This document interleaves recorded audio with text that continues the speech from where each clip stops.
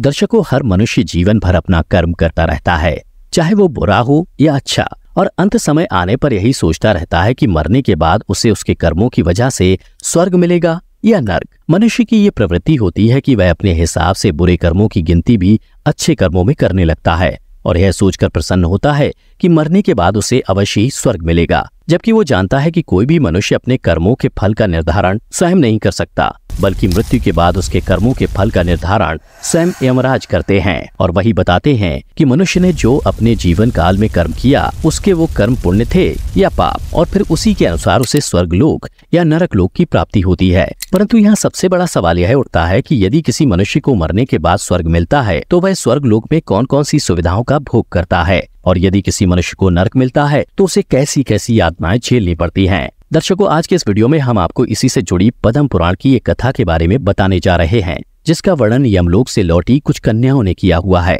पद्म पुराण में वर्णित कथा के अनुसार एक बार यमदूत कुछ कन्याओं को भूलवश समय से पहले यमलोक लेकर चले गए, लेकिन जब चित्रगुप्त ने उनके एवं मृत्यु का लेखा जोखा देखा तो उन्होंने यमदूतों से कहा कि हे यमदूतों, तुमने ये क्या किया? इन कन्याओं की आयु अभी पूर्ण नहीं हुई है, इसलिए इन कन्याओं को तुरंत वापस मृत्यु लोक दे आओ। उधर जब इस बात का पता उन कन्याओं को चला तो उन सब ने यमदूतों से कहा, हे भगवान, आपकी इस भूल की वजह से मेरे परिजनों को जो कष्ट पहुंचा है उसके बदले आपको हमें ये यमलोक दिखाना और इसके बारे में संपूर्ण जानकारी देनी होगी, तभी सभी हम धरती लोक जाएंगे, अन्यथा यहीं रहेंगे। कन्याओं की ये बातें सुनकर यमदूत घबरा गए और दौड़े दौड़े यमराज के पास पहुंचे और उन्हें सब बात बताई। तब यमराज ने अपने दूतों से कहा, तुम लोगों को अपने भूल का प्रायश्चित करना ही होगा और बदले में उन कन्याओं को यमलोक के दर्शन कराने होंगे। यमराज की बातें सुनकर यमदूत तुरंत कन्याओं के पास वापस आए और उन सभी को पूरा यमलोक दिखाया। फिर जाकर वे कन्याएं धरती लोक वापस आ गईं। धरती लोक वापस आने पर उनके बंधु बांधव खुशी से झूम उठे और सभी ने उनसे यमलोक के बारे में पूछा,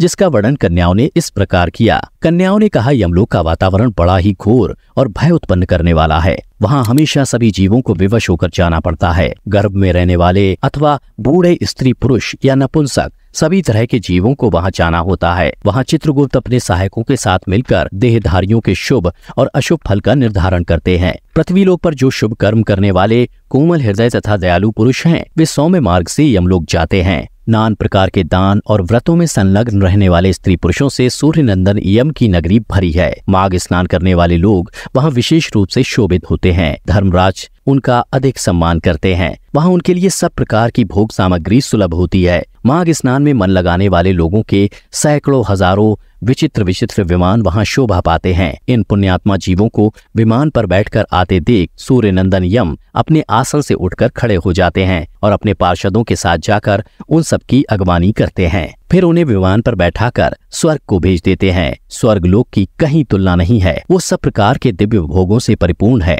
इस प्रकार उनकी अनुमति ले पुण्यात्मा स्वर्ग लोक में जाते हैं। वहीं जो क्रूरतापूर्ण कर्म करने वाले और दान न देने वाले पापी जीव हैं, उनकी आत्माएं यमराज के घर अत्यंत भयंकर दक्षिण मार्ग से जाती हैं। यमराज का नगर अनेक रूपों में स्थित है। उसका विस्तार चारों ओर 86,000 योजन में है। पुण्य कर्म करने वाले मनुष्यों को वह बहुत निकट सा जान पड़ता है, किंतु भयंकर मार्ग से जाने वाले पापी जीवों के लिए वह अत्यंत दूर है। वह मार्ग कहीं तो तीखे कांटों से भरा होता है तो कहीं रेत एवं कंकड़ों से, कहीं पत्थरों के ऐसे टुकड़े बिछे होते हैं जिनके किनारा छुरों के धार के समान तीखा होता है। कहीं बहुत दूर तक कीचड़ ही कीचड़ भरी रहती है। कहीं घातक अंकुर उगे होते हैं और कहीं कहीं लोहे की सुई के समान नुकीले कुशों से सारा मार्ग ढका होता है। इतना ही नहीं, कहीं रास्ते पर दहकते हुए अंगारे बिछे रहते हैं। ऐसे मार्ग से पापी जीवों को दुखित होकर जाना पड़ता है। इसके अलावा यह मार्ग कहीं तपी हुई शिला और कहीं हिम से वो मार्ग आच्छादित रहता है। कहीं ऐसी बालू भरी रहती है जिसमें चलने वाला जीव कंठ तक धंस जाता है और बालू कान के पास तक आ जाती है। कहीं गर्म जल और कहीं कंडों की आग से यमलोक का मार्ग व्याप्त रहता है। उन सब की पीड़ा सहते हुए पापी जीव की आत्माएं यमलोक में जाती हैं। कहीं तीखे अस्त्र शस्त्रों की वर्षा होती है जिससे उनके सारे शरीर में घाव हो जाते हैं। तत्पश्चात उनके ऊपर नमक मिले हुए पानी की मोटी धाराएं बरसाई जाती हैं। इस प्रकार कष्ट सहन करते हुए उन्हें जाना पड़ता है। कहीं अत्यंत ठंडी, कहीं रूखी और कहीं कठोर वायु का सब ओर से आघात सहते हुए पापी जीव सूखते और रोते हैं। इस प्रकार वह मार्ग बड़ा ही भयंकर है। यहाँ राह खर्च नहीं मिलता, कोई सहारा देने वाला नहीं रहता। वह सब ओर से दुर्गम और निर्जन है। वहाँ और कोई मार्गाकार नहीं मिला है। वो बहुत बड़ा और आश्रय रहित है। वहाँ अंधकार ही अंधकार भरा रहता है। वो महान कष्टप्रद और सब प्रकार के दुखों का आश्रय है। ऐसे ही मार्ग से यम की आज्ञा का पालन करने वाले अत्यंत भयंकर यमदूतों द्वारा समस्त पाप परायण मूल जीव बलपूर्वक लाए जाते हैं। ऐसे पापी जीवों की आत्माएं यमलोक पे बंधु बांधवों से रहित होते हैं। वे शरीर से दुर्बल और भयभीत होते हैं तथा शुद्धा की आग से जलते रहते हैं। ऐसे जीवों की आत्माओं की बाहें पीठ की ओर घुमाकर बांध दी जाती हैं और उनके हाथों में कीलें ठोंक दी जाती हैं। साथ ही पैरों में बेड़ी भी पड़ी होती है। कुछ दूसरे जीवों के गले में रस्सी बांधकर उन्हें पशुओं की भांति घसीटा जाता है और वे अत्यंत दुख उठाते रहते हैं। कितने ही दुष्ट मनुष्यों की जिह्वा में रस्सी बांधकर उन्हें खींचा जाता है। किन्हीं की कमर में भी रस्सी बांधी जाती है। किन्हीं को भालों से छेदा जाता है। कुछ को बाणों से घायल कर दिया जाता है और इस प्रकार उन्हें विवश करके यमलोक में ले जाया जाता है। वे भूख प्यास से पीड़ित होकर अन्न और जल मांगते हैं। धूप से बचने के लिए छाया की प्रार्थना करते हैं और शीत से व्यथित होकर तापने के लिए अग्नि मांगते हैं। उन्होंने उक्त वस्तुओं का दान नहीं किया होता। वे उस पाथे रहित पथ पर इसी प्रकार कष्ट सहते हुए यात्रा करते हैं। इस प्रकार अत्यंत दुखमय मार्ग से चलकर जब वे प्रेत लोक में पहुंचते हैं तब दूत उन्हें यमराज के आगे उपस्थित करते हैं। तब यमराज और चित्रगुप्त उन पापियों को धर्मयुक्त वाक्यों से समझाते हुए फटकारते हुए कहते हैं कि ओ खोटे कर्म करने वाले पापियों, तुमने दूसरों के धन हड़प लिए और सुंदर रूप में घमंड में आकर पराई स्त्रियों के साथ व्यभिचार किया। मनुष्य अपने आप में जो कुछ कर्म करता है उसे स्वयं ही भोगता है। फिर तुमने अपने ही भोगने के लिए पाप कर्म क्यों किया और अब अपने कर्मों की आग में जलकर इस समय तुम लोग संतप्त क्यों हो रहे हो? इतने में ही यमदूत कुछ राजाओं की आत्माओं को लेकर यमराज के पास पहुंचे। तब यमराज ने उन आत्माओं को देखते हुए कहा, देखो दुरात्माओं, ये राजा लोग भी अपने भयंकर कर्मों से प्रेरित हो मेरे पास आए हैं। इन्हें अपनी खोटी बुद्धि और बल का बड़ा घमंड था। ये दुराचारी राजायन अपनी प्रजा का सर्वनाश करने वाले हैं। ये थोड़े समय तक रहने वाले अपने राज्य के लिए घोर पाप किए हैं। इन सभी ने राज्य के लोभ में पड़कर मोहवश बलपूर्वक अन्याय से जो प्रजाजनों को दंड दिया और इस समय उसी का फल भोगने यहाँ आए हैं। अब इन राजाओं से पूछो कि कहाँ है वो राज्य और कहाँ गई वो रानी जिनके लिए ये सब पाप इन्होंने किया। इस प्रकार राजाओं से धर्म की बात कहकर धर्मराज ने अपने दूतों से कहा, तुम इन राजाओं को पकड़ कर ले जाओ और क्रमशः नरक की आग में डालकर इन्हें पापों से शुद्ध करो। तब वे दूत शीघ्र ही उठकर राजाओं के पैर पकड़ लिए और उन्हें बड़े वेग से आकाश में घुमाकर ऊपर फेंक दिया। तत्पश्चात उन्हें पूरा बल लगाकर तपाई हुई शिला पर बड़े वेग से पटका।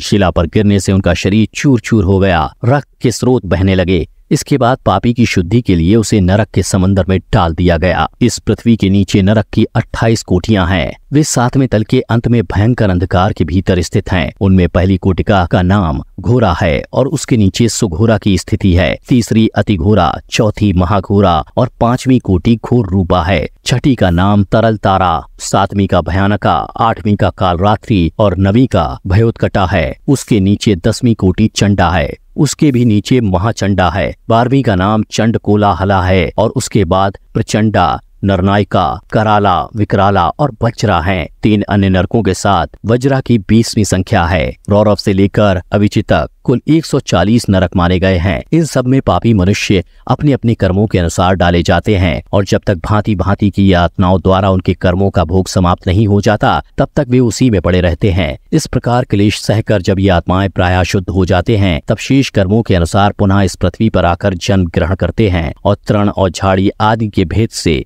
नाना प्रकार के स्थावर होकर वहां के दुख भोगने के पश्चात पापी जीव कीड़ों की योनि में जन्म लेते हैं। फिर कीट योनि से निकलकर क्रमशः पक्षी होते हैं। पक्षी रूपी से कष्ट भोगकर मृग योनि में उत्पन्न होते हैं। वहां के दुख भोगकर अन्य पशु योनि में जन्म लेते हैं। फिर क्रमशः गो योनि में आकर मरने के पश्चात मनुष्य होते हैं। इसके बाद कन्याओं ने कहा, माताओं, हम सभी धन्य हैं जो इस परम पवित्र भारतवर्ष में हमें जन्म मिला है। यह अत्यंत दुर्लभ है। इसमें भी हजार हजार जन्म लेने के बाद पुण्य राशि के संचय से कदाचित कभी जीव मनुष्य योनि में जन्म पाता है। परंतु जो माघ स्नान में तत्पर रहने वाले हैं उनके लिए कुछ भी दुर्लभ नहीं है।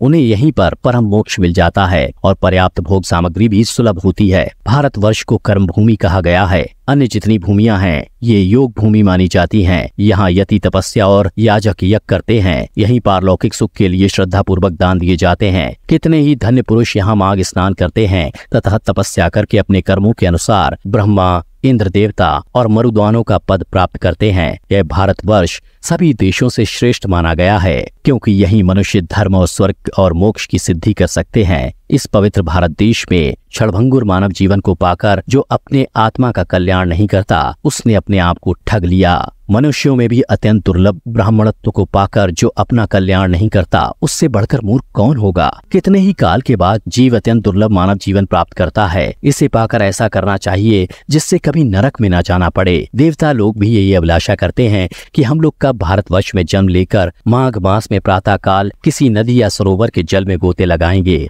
देवता यह गीत गाते हैं कि जो लोग देवत्व के पश्चात स्वर्ग और मोक्ष की प्राप्ति के लिए मार्गभूत भारतवर्ष के भूभाग में मनुष्य जन्म धारण करते हैं, वे धन्य हैं। इसलिए दर्शकों, आप सभी भी पुण्य करें और पाप छोड़ दें। पुण्य से देवत्व की प्राप्ति होती है और अधर्म से नरक में गिरना पड़ता है। और यदि आप लोग संसार बंधन से छुटकारा पाना चाहते हो तो सच्चिदानंद स्वरूप परम देव श्री नारायण की आराधना करो। यह संसार निसार है और नाना प्रकार के दुखों से भरा है। इस पर विश्वास नहीं करना चाहिए, क्योंकि एक दिन तुम्हारा निश्चय ही नाश होने वाला है। इसलिए सदा ही विष्णु की आराधना करते रहो और यही अंतिम मार्ग है आपको अपनी मुक्ति पाने का। तो दर्शकों, उम्मीद करता हूँ कि आपको हमारी ये कथा पसंद आई होगी। अगर पसंद आई तो ज्यादा से ज्यादा लाइक और शेयर करें। साथ ही अगर आपने अभी तक हमारे चैनल को सब्सक्राइब नहीं किया है तो अभी सब्सक्राइब कर लें